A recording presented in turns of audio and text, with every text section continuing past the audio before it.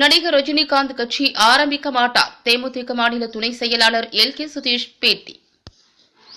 தருமபுரியில் தேமுதிக சார்பில் வரும் சட்டமன்ற தேர்தல் குறித்து செயல் வீரர்கள் ஆலோசனைக் கூட்டம் நடைபெற்றது. இந்த ஆலோசனைக் கூட்டத்தில் அக்கட்சியின் மாநில துணை செயலாளர் எல்.கே. சுதீஷ் கலந்து கொண்டு சிறப்புரையாற்றினார். பின்னர் அவர் செய்தியாளர்களை சந்தித்து பேசுகையில், வரும் சட்டமன்ற தேர்தலில் தேமுதிக கூட்டணி குறித்து கட்சி தொண்டர்களிடம் கருத்து கேட்ட பிறகு ஜனவரி மாதம் செயற்குழு கூட்டம் கூட்டிய பிறகு யாருடன் கூட்டணி என்பது குறித்து அறிவிக்கப்படும் எனவும், நடிகர் ரஜினிகாந்த் கடந்த 30 வருடங்களாக கட்சி ஆரம்பிக்கப் போவதாக கூறிக்கொண்டேதான் இருக்கிறார்.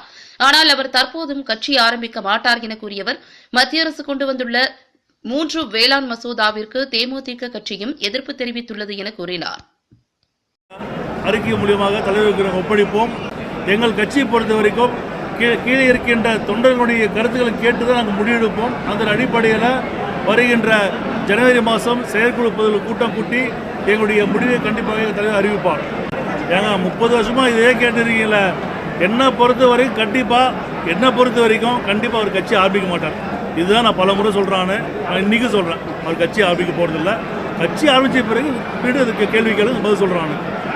நாங்கள் அறிக்கை கொடுத்தாச்சுங்க. நாங்கள் விவசாயிக்கு நாங்கள் சப்போர்ட்டாக இருப்போம். நாங்கள் ஏன்னா கேப்டனும் சரி, நாங்களும் சரி விவசாய கொடுத்து நாங்கள் வந்திருக்கோம். நாங்கள் எங்கள் சொந்த ஒரு குடியாத்தம், சின்ன கிராமம் தான். இன்றைக்கி நாங்கள் விவசாயம் பண்ணி தான் இருக்கோம். நாங்கள் கண்டிப்பாக வேளாண்மைக்கு நம்ம கண்டிப்பாக நம்ம இந்திய அரசாங்கம் அவங்களுக்கு சப்போர்ட் பண்ணி ஆகணும்.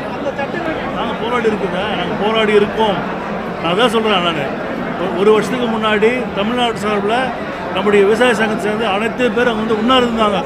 எந்த கட்சி இது ஒரு நிமிஷம், எந்த கட்சி போல நாங்கள் போயிருக்கோன்றோம். நாங்கள் அது திமுக கட்சி பண்ணிச்சிங்க. அது தேமுதிக ஆதரிச்சது.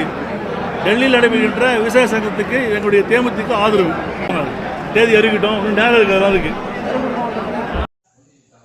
தொடர்ந்து உடனுக்குடன் அப்டேட்டுகளை தெரிந்து கொள்ள நமது கொளத்தூர் நண்பன் சேனலை சப்ஸ்கிரைப் செய்து சோசியல் மீடியாக்களையும் ஃபாலோ பண்ணுங்க.